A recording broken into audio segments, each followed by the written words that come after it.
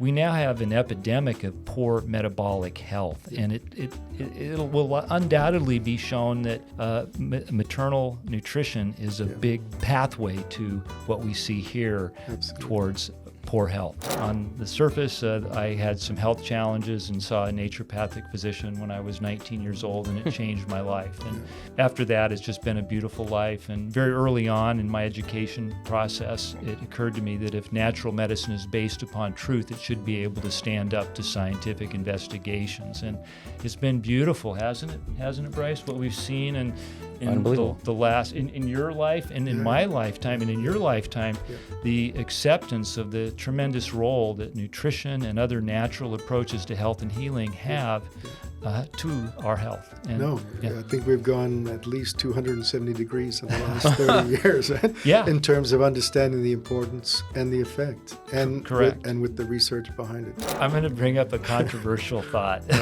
So when we look at allergies and we look at asthma rates are it's like 200-300% around the world. We know that antibiotic use contributes to that, and we also know that excessive hygiene contributes to that. So what I am going to allude to is studies now that have been done where they looked at asthma rates in children that lived in kind of a filthy environment compared to those that lived in a very sanitary environment. And they've also looked at the influence that being around pets have on asthma rates. It's better for the immune system to have some challenges. The immune system isn't learning. If you don't use it, you lose it.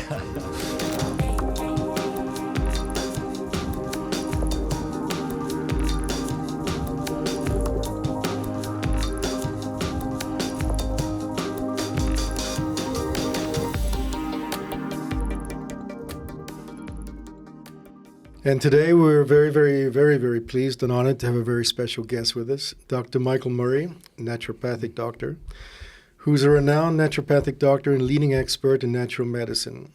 With over 4 decades of clinical research and practice, Dr. Murray has dedicated his career to advancing the understanding of holistic health and healing. He has authored more than 30 books, including the definitive textbook of natural medicine and the Encyclopedia of Natural Medicine. A pioneer in nutritional and preventative medicine, Dr. Murray has introduced innovative natural therapies to North America and the world, educated healthcare professionals and the public on the importance of diet, lifestyle, and supplementation. Dr. Murray's mission is to empower families with practical and evidence-based strategies to optimize health, spanning from pregnancy to childhood and beyond. Welcome. Thank you. Real honor and pleasure to have you. It's my pleasure. This is not about me dating you or anything. In fact, it's a testimony to the fact you walk the walk, talk the talk. Look at you. But I referenced your books in my postgraduate courses when it comes to, the Bible. We'll talk about this a little bit later on, but the Encyclopedia of Natural Medicine. So thank you for all you've done to educate myself and my generation in this field. I appreciate it.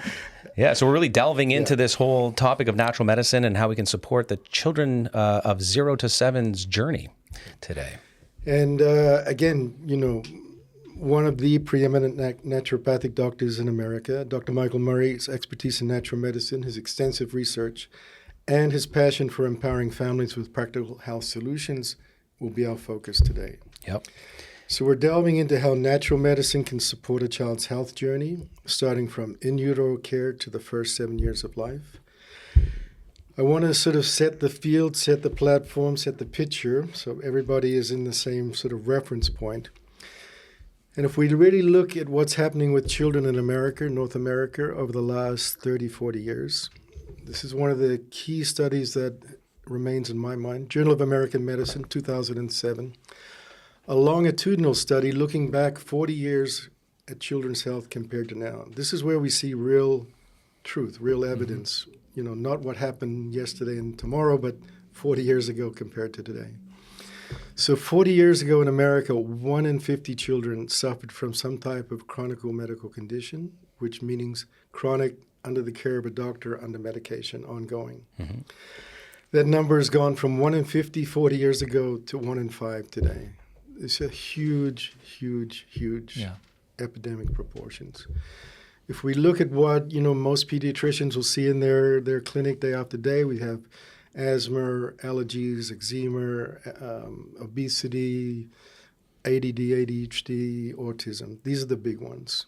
And if we look at the actual graph, we see the mental disorders, ADHD, ADD, and autism are the biggest. Skyrocketed. 400, 500% increase over the last 30, 40 years. So part of this, and this is really, naturopathic doctors were really the original functional doctors. We hear this term a lot, functional integrative medicine, but really naturopathic doctors have been that for 100 years. And our guest, Michael Murray, is a great, great example of that. So what we're really looking at is what we do as parents and what our children are exposed to affects them more than the genes they're born with. This is what the field of epigenetics is uncovering. So how we live, what we eat, what we do, what we supplement, what we think, how we behave, all of these things are affecting the health of our children. So I want you all to, as our audience, think about how much does what we do and the environment determine our children's health opposed to the genes they're born with. And we'll come back to that at the end of the segment and look at what the percentages are. This was a landmark study, part of what we're going to be looking at today, where Environmental Working Group, nonprofit organization, 2005, first study of its kind ever done in the world, took 12 pregnant mothers from 12 different states in the U.S. At the moment of birth, took the umbilical cord from each of those 12 mothers and screened it for over 5,000 different industrial contaminants. On average, what they found was 287 toxic industrial contaminants in the umbilical cord of each mother, child, baby, meaning that's what the baby was being exposed to as they're developing in utero. So when we start to understand this is the starting point of today's children, as opposed to 40, 50 years ago, we can start to understand why there's so many disaffects happening now. Different playing field. So, what do all of these environmental contaminants do? Heavy metals, pesticides, chemicals disrupt the hormonal system, disrupt the immune system, disrupt the brain. So this, and if we go back way, way, way back, we find a founding principle of naturopathic medicine, Hippocrates. This is 2,500 years ago. The foundation of all disease is the gut. Now we know the gut is called the microbiome. We've got real fancy. But we also understand how important that plays as a platform for every child growing up. So this was just to give an overview of what we're going to look into with our very special guest today. Yeah, Thank you. Great honor to have you here. Speaking of microbiome, I just came to learn the other day that the genetic information found within the DNA of the little bugs that exist in our gut is in the terabytes of data. I don't even know what that means, by the way. I'm kind of familiar with, we've heard gigabytes and terabytes, but the petabytes, sorry, not terabytes, petabytes of information in our gut microbiome. Again, that's kind of, beyond my, understanding of data points, but it's an unreal. Off camera, we're talking about epigenetics, though. Yeah, well, here's something else before we get to that. Yeah, sure. We inherit our microbiome and our mitochondrial DNA from the mother. So, yes, the mother and father combine to produce the child, but it's really the mother's responsibility to set the stage for that child to have a healthy life. To set the platform. Yeah. And we're all about the first 7 years here, right? Yeah. 0 is, by the way, not as soon as a child's born. Right. It's in utero. In fact, we could even argue, talking about epigenetics and genetics, we could argue that I actually might start with the health of mom and dad, in their early years as well. But that is maybe outside the scope of the show. What would you say to that end, though, about in utero health? That's where it starts. And what are some of the important things for mom to be considering when it comes to first-line naturopathic medicine? The healthier the mom is, the healthier the baby will be. Right. I think everyone can see that that's a very wise approach. Yeah. And if we look at supplementation during that period, obviously, most people know, a good prenatal, folic acid, maybe vitamin C. But especially the fatty acids, the omega-3s, the DHA, extremely important during that time period too. Yeah, when we look at how an embryo develops into a fetus and a fetus into a child, it's a miracle. And there are certain building blocks that process requires. And we can make it easier to have health in that future child by making sure those building blocks are there. Through the mother's diet and supplementation. Yes. Yeah. Yes. So I recall there's a 2001 study, Journal of Pediatrics. They gave one group of pregnant women cod liver oil throughout the pregnancy, the other group corn oil, and then followed their children until 5 years of age. The group of mothers who just took the extra cod liver oil during the pregnancy, their children on average by the age of 4 and 5, an extra 4 IQ points, purely because you're just giving the nutrient that the brain requires to grow properly. Yeah, the brain is literally a vat of fat. Yeah. And the type of fat the mother consumes and then ultimately the child consumes, that's going to determine the type of fat in the brain. And the type of fat is going to determine how well that brain forms and how well it functions. And these long-chain omega-3 fatty acids that we get from fish and fish oil supplements and now algal supplements are critical to that. And they've looked at not only people eating a general diet showing deficiencies of these key omega-3 fatty acids, but in particular, since more people are opting for a vegan or a vegetarian diet, they're at extreme risk. So they think they might be doing good for their child by being a vegan or a vegetarian, but if they're not supplementing with these omega-3 fatty acids, they're likely very deficient in them. Let's further motivate our listeners where omega-3s come into play. A study in Pediatrics, 2003, supplementation with omega-3s boosts IQ points. We all are good friends with Dr. Bill Sears. We've had him on the show. He likes to refer to all of us, but especially his pediatric population, as fatheads. That's what he calls us all. We're all fatheads, he says. So, but this, and that refers to the idea of IQ, it comes back to, it plays a role not just in formation of the brain and the prefrontal cortex and eventually our mood, behavior, or ability to emote, but also IQ. And, because we understand now the brain is, 50% made out of fats and oils. That's what it is. And then 50% of those fats and oils is DHA. So DHA is the predominant fuel, food, nutrient for the brain. And especially the first 7 years where the child's brain grows to 95% of an adult, that's the fuel. Yeah, and for the mothers out there, if they're not getting enough omega-3 fatty acids in their diet, the baby is going to, the fetus is going to be pulling as much as it possibly can to develop properly. And that makes her at risk for developing postpartum depression. Right. So, by the way, quick plug for also a good friend of ours, Dr. Bill Harris, who's developed Omega Quant. You can test your blood spot for your omega-3 status. But what I love about what they've done, and his daughter, in fact, runs in the family, Dr. Jackson Harris, is a breast milk DHA level. So you can test your breast milk now, simple breast milk sample on a little card, send it off to their lab, and they can tell you how you're doing. And I love what you said a minute ago about DHA from algal oil, because scientists have figured this out now. Because I often, in my own clinical practice, talking about how we got to be worried about where the source is from. This is as much avoiding toxins and choosing clean products. And algae, turns out, is probably a little cleaner. Yeah, one concern I have with the focus on DHA in the supplements is that the overwhelming majority of the DHA in the brain is formed there, and EPA is maybe a better way to boost brain DHA levels than taking the DHA supplement. So with algal oils especially, many of them are just DHA. Right. I would make sure that there's EPA in there as well. No, that's why historically I've always liked the cod liver oil, because it has that great balance of both the DHA, EPA. Yeah.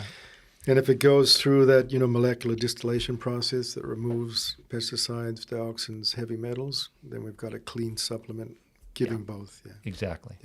tastes terrible. No, not when it's fresh. Right. That's the difference. No, but that is the difference. No, the oxidative. historically, yeah. It's it's really the original nutritional supplement. Yeah. 100 years ago. Yeah. By the way, I happen to know also, this is just my genetic geekness or whatever coming out, the study of genes, by the way. Yeah. I tend to focus largely on genetic aptitude. There's a gene called the BCMO1 gene, and in my own clinical practice, I'm seeing this come out of the weeds a lot more than usual. This is the ability to convert beta carotene into vitamin A. And a lot of us have suboptimal genetic prowess when it comes to that conversion. Turns out anyway, when you're taking cod liver oil, there's already a high amount of preformed, retinol available in the cod liver oil. So anyway, just mentioning that, you're right. It's probably more of a robust, all-in-one formula. Right? In terms of, what you can start with your child, when they start eating foods, it's something to... The data with cod liver oil was first looking at its ability to prevent vitamin D-related bone disease, but then they found all sorts of benefits, including the reduced risk of developing type 1 diabetes, which we now know is an autoimmune disease. So with the cod liver oil having the omega-3s and the vitamin A and the vitamin D, it was just built in to help prevent autoimmune disease in children, especially the development of type 1 diabetes. Perfect superfood for babies. And mothers. Yeah.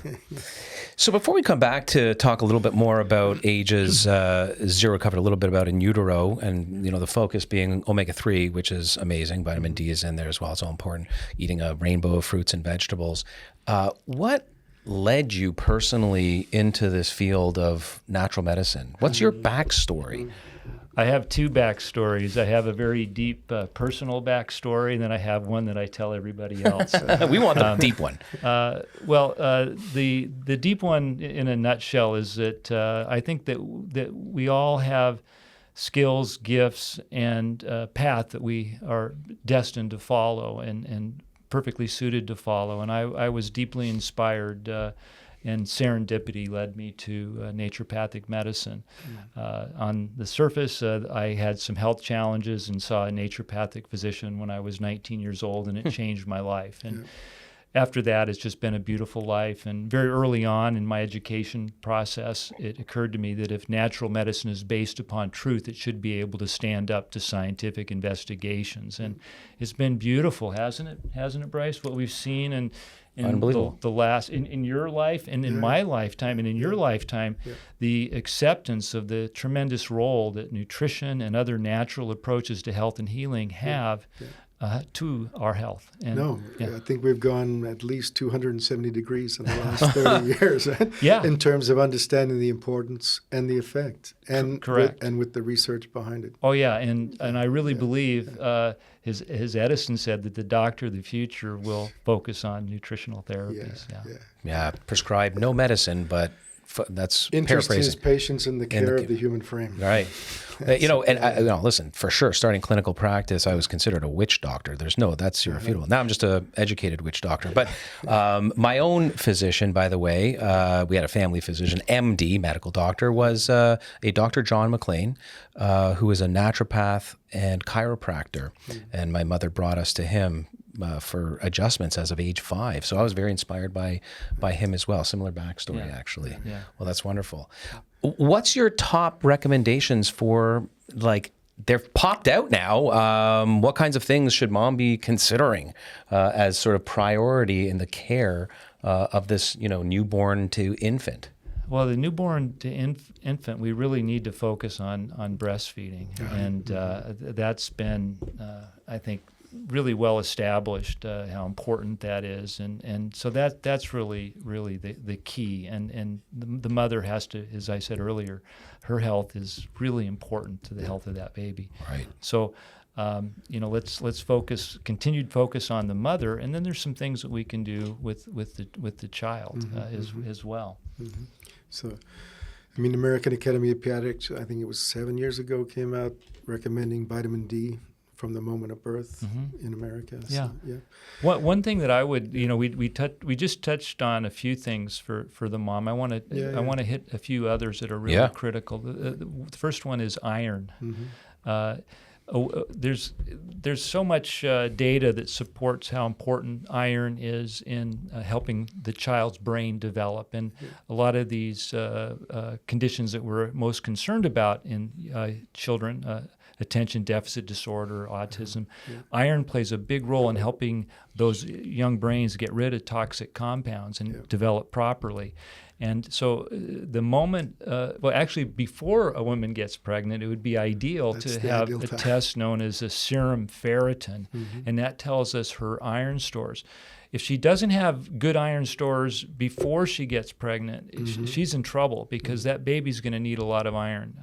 The fetus is going to need a lot of iron. So you got to get that serum ferritin up, and I like it above 50. It's got to be above 50. And again, vegans and vegetarians especially, they have got to work hard to get that number up. If a woman is a omnivore or carnivore, she can eat liver of some sort and get a lot of really good iron. It's also found in other red meat and fish as well. But the vegetarian diet is very low in absorbable iron, so it's critical for women to know what their serum ferritin levels are. A study that was done recently looked at female swimmers, and they found that 80% of female swimmers, these were young athletes, were deficient in iron. Iron deficiency is a spectrum. At the end of the spectrum, we have iron deficiency anemia. But before that, we have iron deficiency affecting enzyme levels and brain activity and energy levels. So serum ferritin is an absolute must test to get done for women. And I imagine it would also depend on how they got there. I mean, that is to say, how they got pregnant. If they came from a history or more recent of heavy menstrual cycles, they could easily be in that category of high risk for low ferritin iron storage. And there's all these other trace minerals to be aware of as well, right?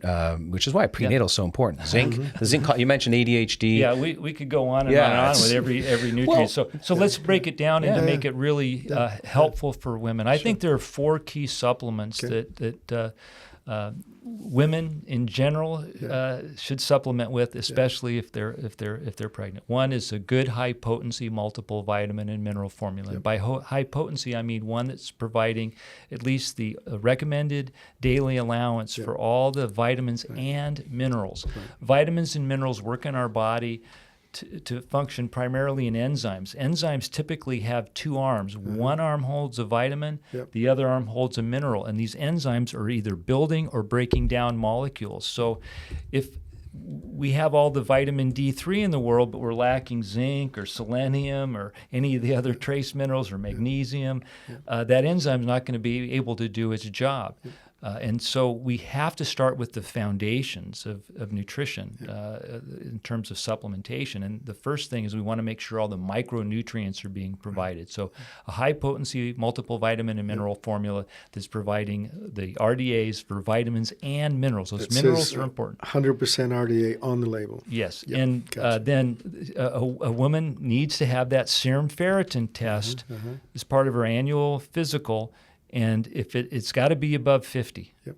Most doctors say, if it's 30, that's good. If it's not, it's got to be above 50. That's where your iron levels are best. And the lower that ferritin levels are, the less energy a woman will have. They did these studies way back in the 50s where they looked at how long a woman could walk on a treadmill, and they showed that it was really determined by her level of ferritin. So iron is very critical for energy, and she's going to need a lot of energy to make it through that pregnancy. So good high potency multiple vitamin and mineral formula, extra vitamin D3. I like 5,000 IUs a day. She can have a blood test to determine more accurately the right dosage, but for general purposes, that's a good target.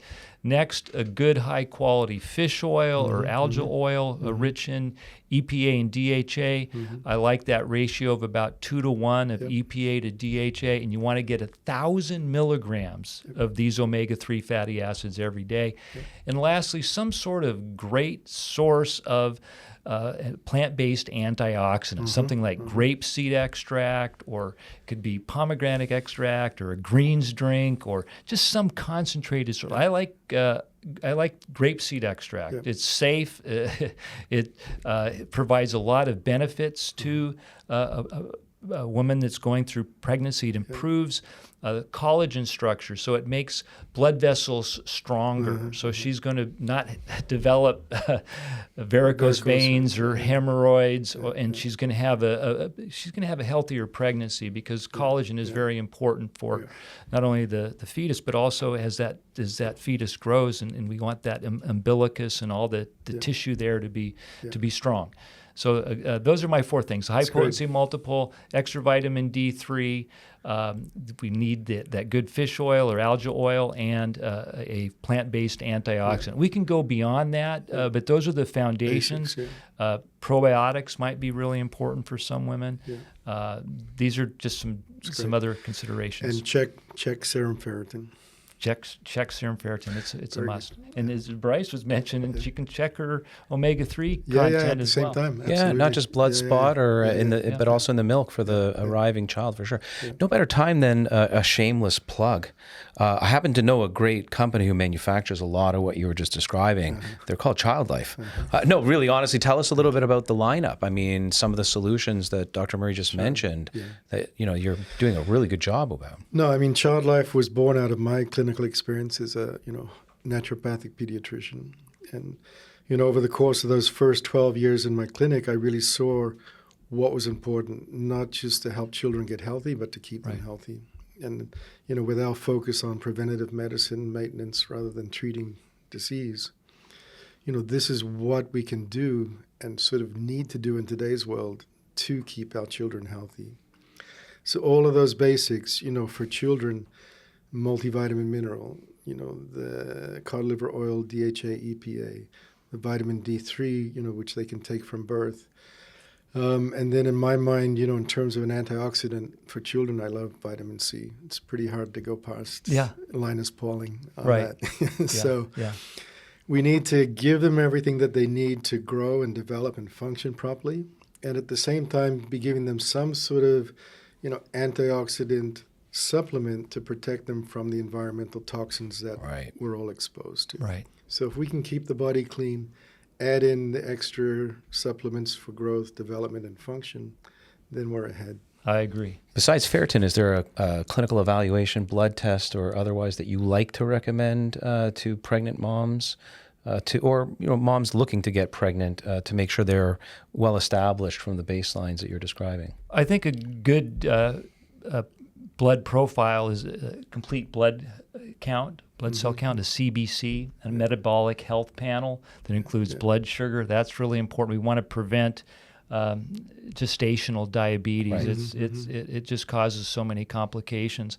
And if it was my patient, I would also do a white blood cell magnesium or some sort of intracellular magnesium, because magnesium is such a critical mineral for our health, and most Americans are only getting about 50% of the RDA, so they're not even eating half of what their body needs. And there's a long list of health conditions that are linked to lower magnesium levels, including many complications of pregnancy, hypertension, gestational diabetes, and other complications are at higher levels when the magnesium level is low. You can almost extrapolate preterm loss. I mean, No, you're right. That's it. Yeah.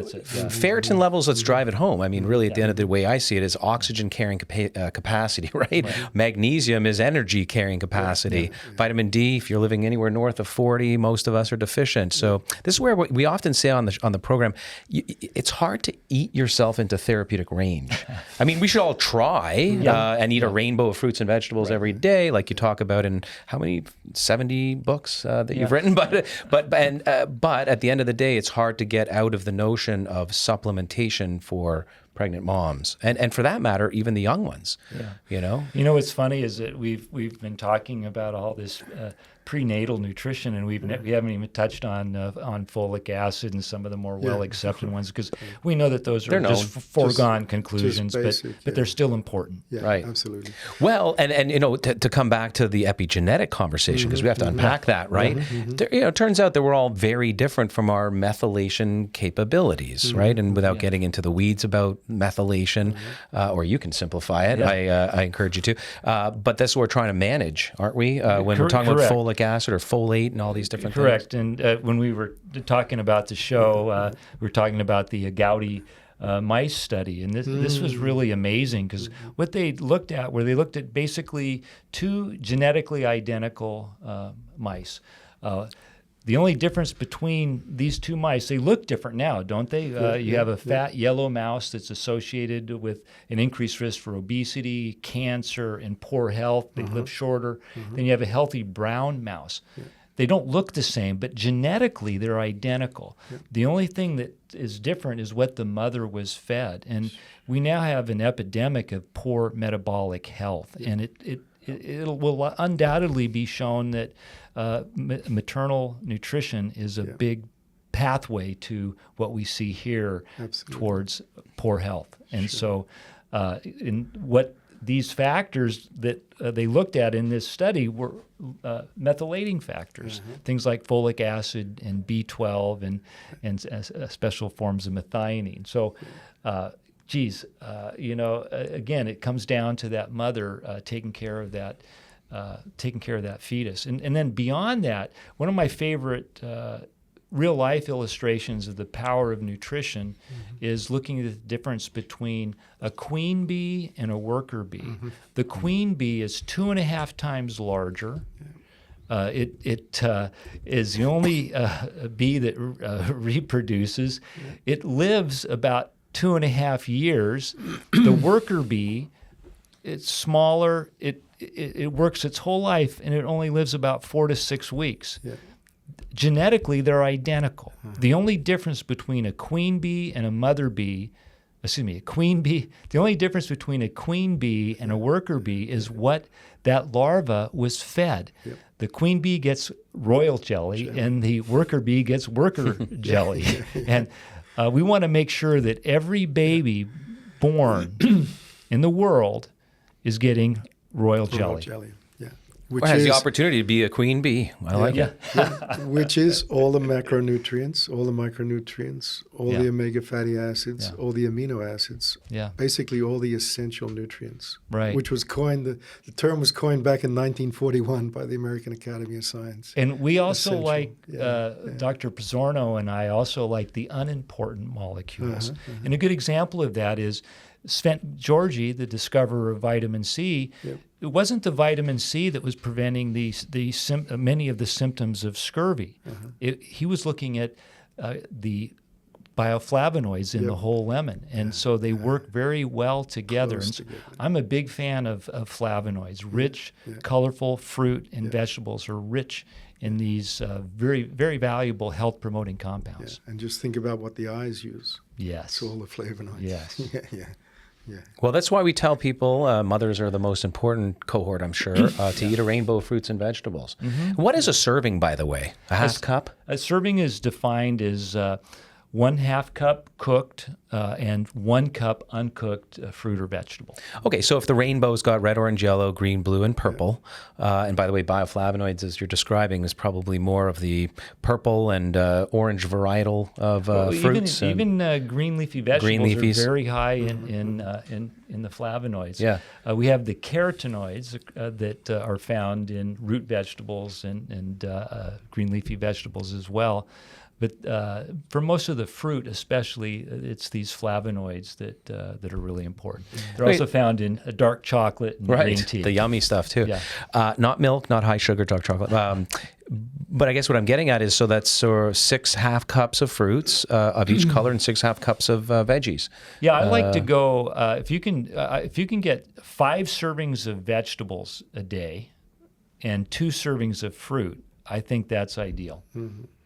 And you know, with younger kids, sometimes we have to be creative in how we get those veggies down there. No, that's where the word smuggling comes Well, let's talk about that, because a lot of moms out there, you know, they may be pregnant, they may be on to their second, third child, et cetera. They have a struggle with introducing the healthy food, especially in this day and age where everything is tasty, not healthy. Right. Everything is sensorial. How do we get back to that introduction? I've heard the whole notion, keep on bringing it to their palate, keep on reintroducing it. But words of wisdom, I mean, besides what they should eat, how do they get it into them? That's it. And it starts early. I remember my kids, they loved eating raw broccoli. It was the funniest thing, you know, because we'd go to parties and, you know, birthday parties and stuff, and they developed a taste. And it's really interesting about our taste buds. They've been distorted so much by modern food technology, but we're really drawn to those bittery foods early on. We need those compounds. So the bitter taste receptors, they can be trained and they can be enhanced over, especially when they're young. Well, yours was broccoli. My son, this is not an exaggeration. He would call me and ask the dad at 3-4 years old, "Daddy, don't forget the Brussels sprouts." I was like, "What kind of kid is this?" So they can, and I think it was that repetition: soups, shakes, salads, and you know these things that.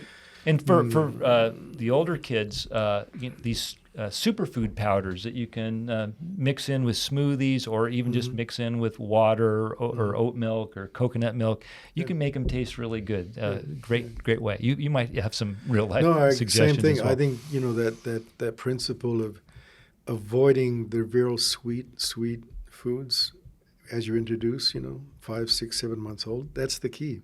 Because if they don't get introduced to those sweetness, then the sort of original palate will remain itself. Yeah. But it's the sweetness that overrides the And I feel like there are plenty of superfruits that can be introduced, and maybe if it's, you know, not as sweet as, you know, some kids' palates appreciate it, you can add the banana in. The classic banana sweetens or dates sweetens up things pretty quick. Here's my anecdote: is when it worked with my kids, and it often works with my patients' young ones, is get them to audit the fridge. So that is to say, you teach them early that they need a rainbow of fruits and vegetables. You bring them to the grocery store and you have them help you in the shopping. And it doesn't matter which purple they like. They get to choose. But if mom, dad were out of red, you know, if they audit the fridge and you get them involved in that way, it works for my kids. It tends to, you know, get them engaged. That's brilliant. Put them in charge. Create some autonomy there. And, one trick that we stressed was having something fresh at every meal. Right. It had to be alive. You know, it couldn't be cooked or packaged or whatever. It had to be be fresh.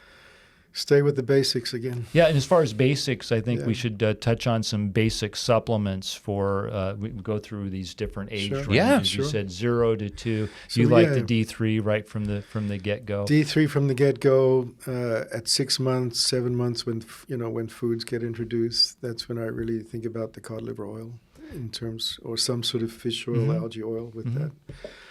Along with, considering multivitamin mineral, depending on what mom is eating and taking. So the liquid, the drops. Yep, the liquid drops. Yeah. And then I like the vitamin C as an antioxidant. Yeah, that's good. It's a good basic start. That's beautiful. And it's very safe and it's very important. But we can do a lot through the mother's diet. Now, for those that maybe can't breastfeed, there are options. There are better formulas out there than some of the standards. And the key is you got to find one that agrees with the child and doesn't cause any distress or harm. Right. So on that front, I've always been looking, what formulas are out there, for the last, it's been like a pet search for me over the last, 30 years. Finally, for me always I ended up at sheep's milk as being like the most palatable, the most similar, the most digestible, especially compared to cow's milk and even compared to goat's milk formulas. So finally in New Zealand, it actually is a whole movement underfoot there to actively produce sheep milk infant formula now. So there's 2 companies producing very high quality grass-fed sheep milk formulas from birth to 6 months, 6 months to 1, and then follow-on formula. So readily available now. Didn't used to be. That's awesome. Yeah. Possibly also the most immunocompatible, correct? Yeah, I mean, I feel like that's... And protein structure-wise, too. Right. Yeah. I feel like this is really the conversation a lot of parents grapple with, new ones in particular, and it starts here without being too controversial. When, what, and how to introduce solids. Because really the extrapolation from this is, what do I then need to supplement my child with that I otherwise am maybe not getting enough out of the diet? But then the conversation still has to happen, what should we be avoiding in this food introduction schedule? So it's a little bit layered. Okay, so now we're on to beyond vitamin D, omega-3 supplementation. We know we can't get enough out of our diets. The micronutrients have been established. A child multi. What else? Yeah. Well, you go ahead. I'll let you. Got the most brilliant room. Did I stump you guys with that one? No, it's. No, I'll pass on Dr. Sayre's advice. It's one of his key things. Beautiful thing. So his introductory food is at 6 months avocado. That's the first food. Fatty acids, taste, the texture is kind of neutral. You're not getting too much sweet, too much bitter. And then at 7 months, salmon. He's like 7 months salmon. You got the fatty acids, you got the protein, easily digestible. So, I mean, it just pivots the whole conversation if you start thinking avocado and salmon, not rice cereal and this. Right. And it really creates that pathway where the child's palate is not being taught. It's being, given something that is respectable, that it can handle, that won't skew it. And at the same time, you're getting those essential nutrients. I love that. I love that. Yeah. And then for children, 2 to 4, we have special considerations for supplements. And I mentioned iron. It's still the number 1 nutritional deficiency in the world. So we don't want to be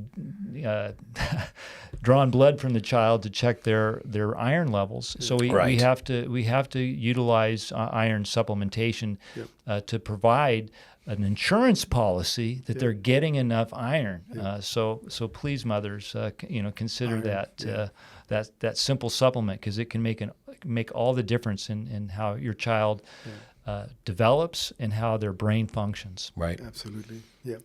What do kids need to be, or what do moms need to be cognizant, parents need to be cognizant about in terms of what not to maybe introduce, or at least too early on in the food introduction schedule?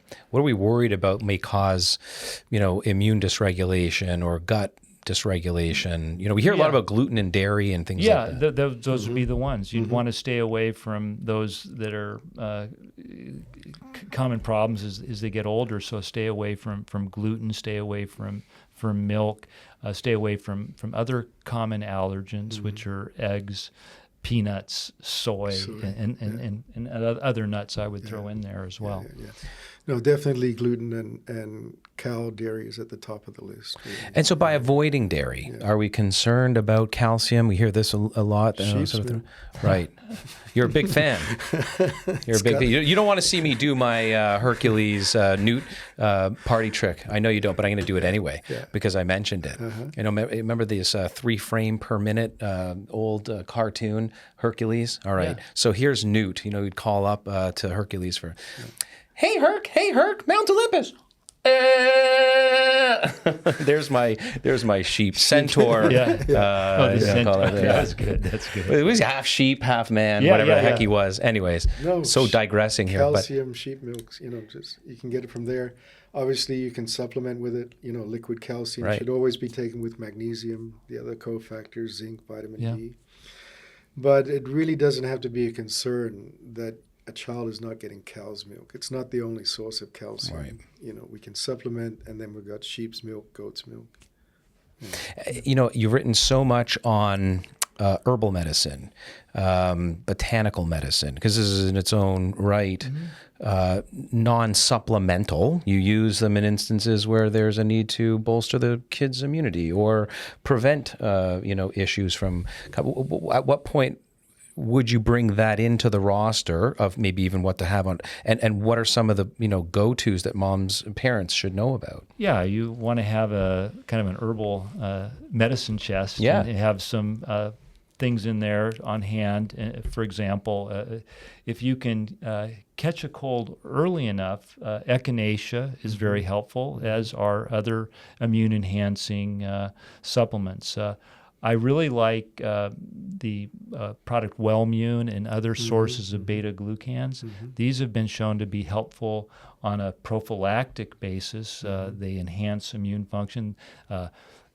Wellmune has the most data behind it. It's basically a yeast extract, and these compounds, beta-glucans, work on white blood cells in a very interesting way. They act like keys, and they bind to receptor sites on white blood cells and literally turn them on. Yep. They don't activate them to be over-aggressive. They just turn them on so they can be surveying the situation and ready in case they're needed. And that has been shown to be very helpful in not only reducing the duration and severity of a cold, but also preventing the cold from starting in the first place. How old can we start? I think you can start that even before they're eating solid food. You can start that at 6 months. Yep. Yeah. I mean, if you look at colostrum, a lot of those immune factors are in there too. Right. Yeah. Mother's milk. But, and here we come back full circle, a lot of humans come into this world C-sectioned and not exposed to breast milk. So herein lies the problem, right? We have immunomodulation issues or imbalanced. And by the way, that's, so as far as I understand it, that's how beta-glucans are working. Balanced immune system. Correct. And we have a lot of unbalanced immune systems for those two reasons, toxic overexposure, which may be a good segue into the gut, because, a lot of these kids that are born C-sectioned don't have mom's, microbiome exposure. How important is that, and if they have been born C-section, what can they do to maybe offset? Can we go back to Hippocrates? Yeah, that's where it is. Yeah. Well, yes, it's very important for all children to have a healthy microbiome. If the microbiome has not been established, normally it gets established as the child passes through the vaginal tract. If a mother has a C-section, then we have to start bolstering the microbiome with supplementation, probiotic supplements. And one of the key supplements for children are bifidobacteria. Not the only one, but it's a very important bacteria to improve the health of that microbiome and improve digestive function. Yes, very important, I think, to feed a healthy microbiome through probiotic supplementation in a child that was born via C-section, especially. Yeah. Which brings me to, by the way, before we talk about another shameless plug here and this wonderful combination, the child biotics you've created, and what parents need to know about this and when to start this, Dr. Murray, but tell us a little bit about your iHerb initiative, because this is interesting. It's a wonderful platform. I've been shopping on them time immemorial. But how did you get involved with iHerb? What are you doing with and for them? And how can people learn more about the podcasts and continuing education that goes on here? Because moms and dads need to know. Well, I'm chief science advisor for iHerb, and iHerb is a large a platform. It's a platform not only for product, but also for information. We have a wellness hub where you provide articles, Murray provides articles, and I provide articles, and people can learn about not only the supplements, but just some general information on health. I wanted to associate myself officially with iHerb 4 years ago. It's just a great platform to influence and create a vehicle to make a difference in people's lives. iHerb is the largest online health food store in the world. We have over 30 million customers. It's just a tremendous vehicle to educate and inspire people to utilize these gifts from nature, and that's what many of these modern products are really truly gifts from nature. And you mentioned colostrum is getting a lot of attention these days. One of the chief compounds in colostrum is lactoferrin. It was given that name because it's able to assist with iron metabolism, and we've talked about how important iron metabolism is. But lactoferrin also has very important immune enhancing and immune regulating effects. So very important. It's in mother's milk, but you can find it in colostrum as well. Yep. Absolutely. And that's why you developed them. What was the backstory about this particular combination of these probiotics with colostrum? Yeah, I mean, probiotics was one of the original Child Life products. So, 2000, it was one of the first 5 I developed. And at that time, I came across the research showing how really the colostrum, like when a baby's born, those first 2 or 3 days, it's just colostrum coming from the breast, not breast milk. Right. So you have to think, why would nature design it this way, that colostrum is more important than food, or the most important food for those first 3 days? And really the understanding now is that, when that umbilical cord is cut, then the child's immune system has to start operating independently for the first time. Before that, it's all on the mother. And the colostrum has all those immune factors that actually signal and start the child's immune system functioning by itself. So it's really like you've got the software, you've got the hardware, and this is the switch that turns it all on.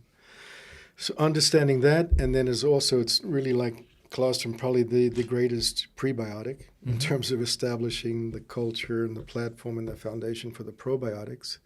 So when you combine them together, then you really have a complete supplement food for the microbiome. Right. Yeah. Back to botanicals, if we can. Okay. You like echinacea? I like echinacea on hand. Is yeah. kind of it does work if it's administered as soon as symptoms appear. Yeah. For general immune support, I like the beta-glucans. Yep. Wellmune is the most well-researched. There's other products out there as well. Yes, and black elderberry. I was going to say elderberry, There's a lot of focus these days. I think that's another one to have in the kind of your immune medicine chest at home. Others that come to mind, again, I'm a big fan of flavonoids. And flavonoids as a class of compounds has been referred to as nature's biological response modifier. Let me explain what that means. Okay, what is a biological response modifier, and why are flavonoids called this? Well, biological response modifiers modify our response to the environment. And flavonoids in general, there's over 8,000 different flavonoids that have been identified. They exert antioxidant, anti-inflammatory, anti-allergy, anti-aging, antiviral. These are really active compounds, and good sources of flavonoids in our diet, we've talked about, they're richly colored fruit primarily, but also vegetables.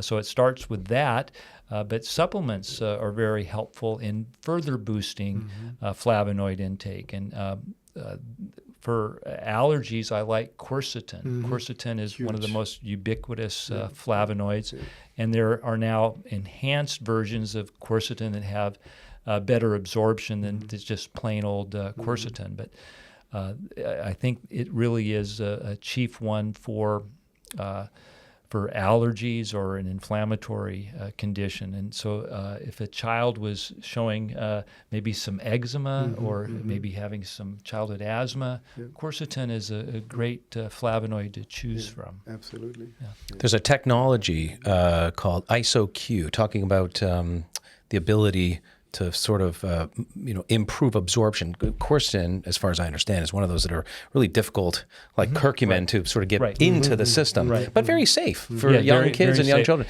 You know, these flavonoids, I could talk for days about flavonoids, but it's really there's such a wisdom and harmony and brilliance in nature. And these flavonoids, I've talked about how powerful they are in modifying the response to the environment.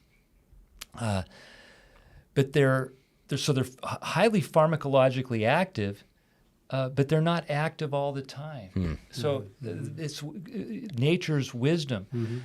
When we ingest some of these flavonoids or something like curcumin, which is a similar polyphenol, they circulate in our blood in a bound form. They're bound to another molecule called glucuronide. Well, it circulates in the blood in this inactive form. Because if it was active all the time, we would lose the ability to control our physiology. But if there's damage to a cell or to the mitochondria in the cell or the DNA in the cell will release an enzyme called glucuronidase, and it breaks that bond, and we absorb that flavonoid. So it's floating around in our body as in a pro-drug state, and if our body needs it, it gets released and active. It's just beautiful. Yeah. You know what? I mean, in the bigger picture of what you're explaining so well is, it's extraordinary to me that, we've, as a human on Earth population, we've gone from 10,000 years ago, this industrialized, huge mess, for want of a better word, with all of these man-made toxins floating around in the environment. And yet our body actually has the protective measures for that, from 10,000 years ago. Exactly, yeah. Which is extraordinary that nature set it up that way. But we need the right fuel to make all those things active, right? That's where the right food, the supplementation comes in. But if we keep all of those guards on patrol, they will deal with what we're exposed to. I'm going to bring up a controversial thought. So when we look at allergies and we look at asthma rates are it's like 200-300% around the world. We know that antibiotic use contributes to that, and we also know that excessive hygiene contributes to that. Yeah. So what I am going to allude to is studies now that have been done where they looked at asthma rates in children that lived in kind of a filthy environment compared to those that lived in a very sanitary environment. And they've also looked at the influence that being around pets have on asthma rates, because it's better for the immune system to have some challenges. If it's aseptic, if it's a clean sanitary environment, the immune system isn't learning. If you don't use it, you lose it. That challenges and those experiences, leher it's a cold or a flu or any sort of bug, if we go through it naturally, the immune system learns. The antibodies builds the resilience for the next one that comes along. So all that experience just compounds on itself. When we haven't, I know we're probably running close to the end of the time, and we haven't talked about things to be concerned of with kids that are a little bit older. They have, especially when they reach adolescence and puberty, they have a lot of challenges. There are a lot of hormonal challenges, and if they're not nutritionally supported, they're not going to fare as well. And one thing that I think is it's heartbreaking is seeing so many kids with such poor complexions. It wasn't like that when I was a kid. There were kids that had severe acne, but nowadays it's looks like more like 1 in 2, 1 in 3. It's par for the course for. And there are a lot of reasons for that, and most of them are dietary. Leaky gut. Leaky gut, and just the wrong types of fat, too much sugar. This old article back in the 50s referred to acne as diabetes of the skin, and they showed that there was insulin resistance in the skin way back then, caused by a diet too high in sugar. So, and one of the interesting things about probiotics, the first study with probiotics really looked at its influence on acne, teenage acne. Right. Yeah. You're always in the forefront of discovery of ingredients and then doing the deep dive to educate us all. One of which I know it's not polyphenols and bioflavonoids, it's more the terpenoids, if we're getting technical, but there's some polyphenolic activity.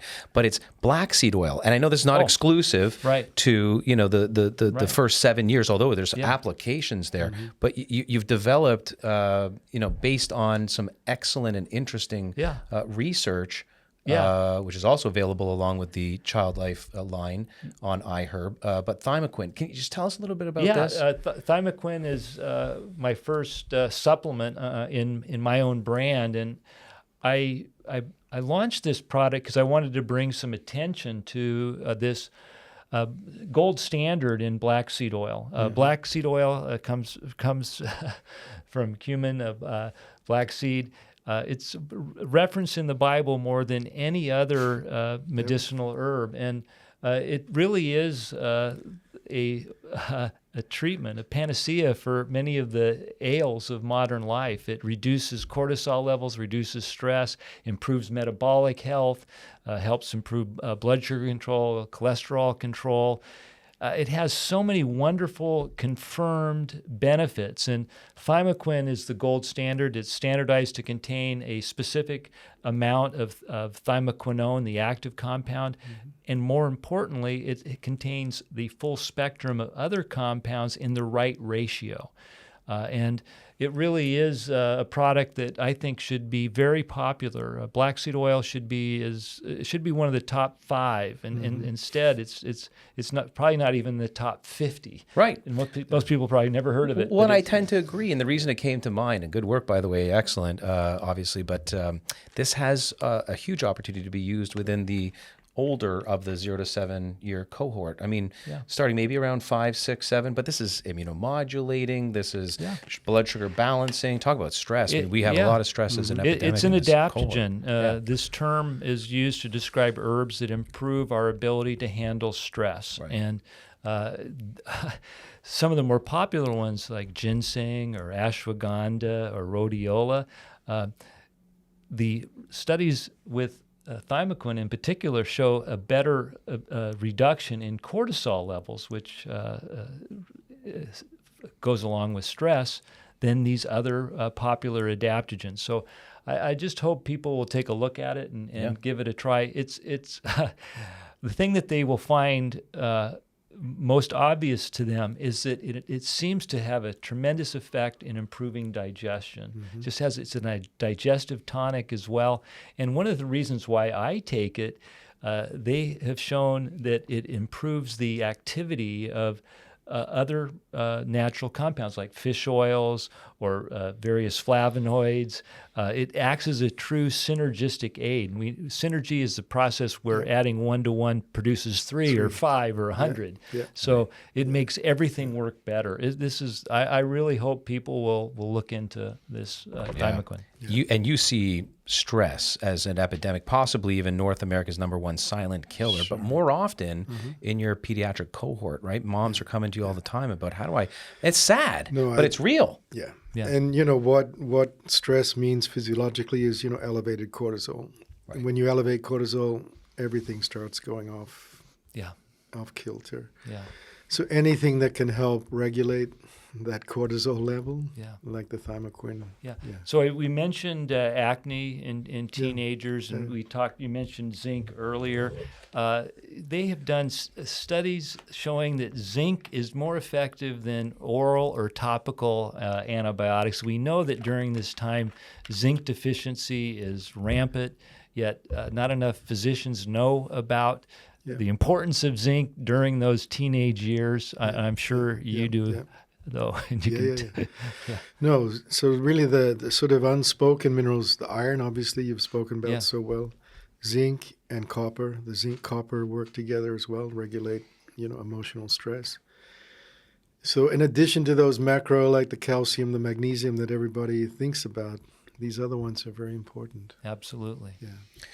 And that kind of brings us to this full circle anyway, question around genetics or epigenetics. Right. Take it away, Dr. Murray, because I know, I'm always going Dr. Murray Clarke and Dr. Michael Murray. So take it away as it relates to maybe summarize this for us, because there's so much more to talk about here, but... No. We could easily talk all weekend. That would be very good. But originally at the beginning, I mentioned this, term epigenetics. New science really mapping out how important environment is and what we're exposed to, what we eat, what we drink, what we think, all of these things, how we live basically, how we live versus the genes we're born with in determining health and longevity over a lifetime. Historically, Western medicine has been very strong that genes were the whole thing. You're born with a certain lot, and that's going to play itself out over your lifetime. But now we know from epigenetics that this is not the case. We are born with, a gene, a lot, a certain amount, certain traits, but what we're exposed to is going to switch on, switch off those genes. And so looking at it now, we have these studies, like the one on the left is one of the largest one ever done, looking at this epigenetic thing, genes versus epigenetics. So 475 million individuals. So this was done through, looking back at family histories. What they found out of that, 7% of health and longevity was determined by the genes. 7%, Right. meaning 93% from what we do, how we live, what we eat, what we drink. Mm-hmm. The other study, smaller group, 202 families, looking at the same effect. 25% on that study, showing 25% was the responsibility or due to the genetics. Again, 75% due to what we do, how we live, what we eat, what we drink, what we supplement with. Yeah. So, for me, this is sort of like the culmination of what naturopathic medicine has been saying for eons, that what we do, how we live, how we treat ourselves, how we treat our children is going to determine the future of their life, not just what they're born with. So it's sort of, it adds that sort of extra weight and responsibility of what we can all do as parents and as physicians, for our patients and our children. And really the importance of understanding this, that any symptom is just a reflection on the top, and we always need to look at the root cause. Yeah. And that's what we've been talking about today so well. And again, it's a real privilege to have you on the podcast, Dr. Murray. It's a real treat. I hope to do another one soon. I look forward to it. One of our trailblazers. Thanks so much for having us. Anything you would, sort of leave off with, words of wisdom, with new moms, new dads out there, new parents looking to face the world with their new kids? I would say be a team and take care of each other, especially in the sleep department. Right. Oh, that's huge. Oh, well, there you go. That's your invitation to come back and talk all about sleep in the first 7 years from a naturopathic perspective. Thank you so much. Yeah, thanks so much for joining us in the first 7 years. Folks, don't forget to subscribe and share this episode to help others nurture their children naturally. And of course, if you don't have it in your library, virtually or otherwise, this is the book to have, the Encyclopedia of Natural Medicine. The idea is you can't change your genes. You can't even change your environment many times, but you can modify the two of them with natural medicine. So until next time, take care and stay connected.